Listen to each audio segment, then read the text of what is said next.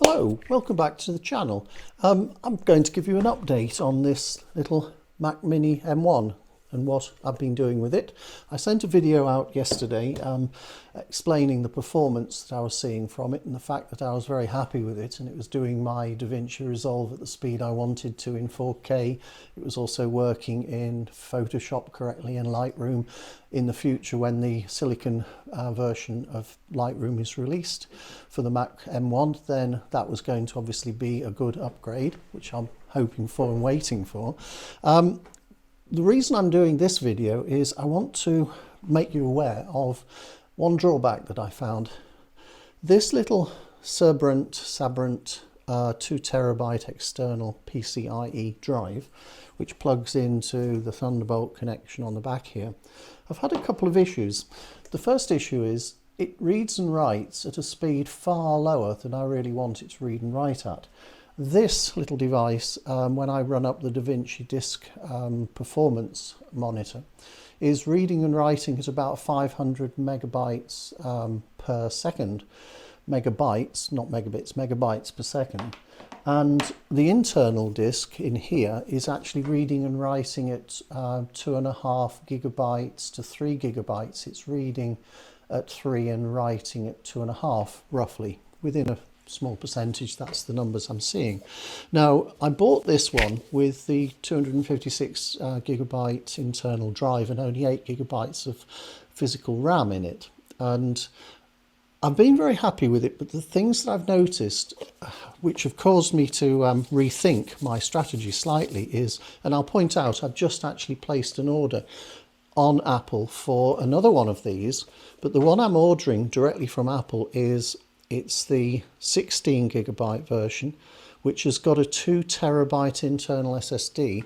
And I've also ordered a base model MacBook 13-inch Air to replace my laptop with, because I'm so impressed with it. The MacBook Air has got the same configuration of this with 8 gigabytes internal plus 256 SSD. I've ordered the laptop in that configuration because I don't need to take all of my pictures with me, and I don't do a lot of video on laptop if I go away. I only need to be able to process relatively small amounts. So I'm happy with the performance that will give me, which will probably be on a par with this one. The reason I bought the 2 terabyte version of this with the 16 gigs of internal RAM is for some very good computing reasons. Although the performance of single applications running is absolutely stunning on this, what I've noticed is if I have, for instance, Photoshop, Lightroom and DaVinci Resolve all running at the same time, I am seeing issues that the performance is suffering as a result, and I'm getting glitches. And I've watched several videos on YouTube from other people that have tested the 16 gig version of this against the 8 gig version, and I suspect, well, from what I've seen, they seem to be suggesting, or their performance figures seem to suggest, that the performance of parallel heavy processes like Photoshop, Lightroom and DaVinci Resolve is much improved if you have the higher physical internal memory of 16 gigabytes. The other part to it is that the internal drive on this, I expect when I get the new one with the 2 terabyte drive, I should see the 2.5 to 3 gigabytes per second performance from the internal drive that I'm seeing from the internal drive in this one.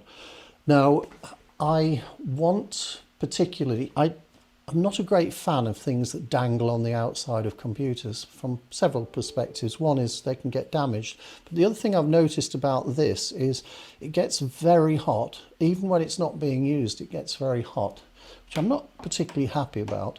So what I'm doing is I'm actually replacing this. This will go on the market. I'll put it on eBay in a week or so's time when the other two machines arrive.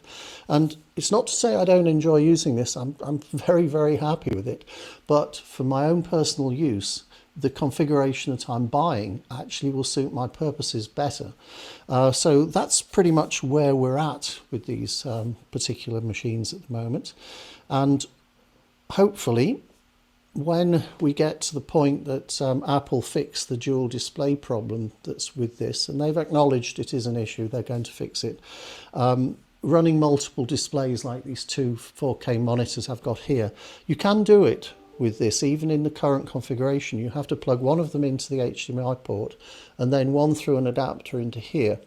But what I'm hoping to do is actually have both monitors running off one of the ports here, and at the moment that doesn't quite work as it's supposed to. Apple are aware of it and they're going to fix it, so that's an update on this. So I'm not denigrating this at all, it's just the way I work tends to be better when I can run multiple applications at the same time.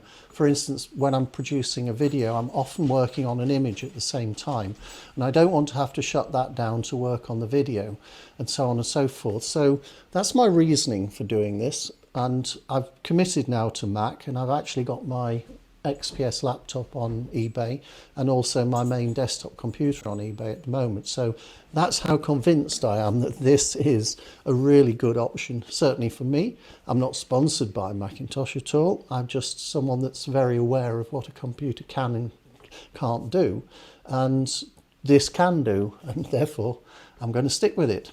Anyway, it was just a brief update. I hope that helps any of you out there that are thinking of getting one of these or one of the MacBooks, or perhaps you're going to wait till later in the year when they release the cinema displays with the new M1X processor in.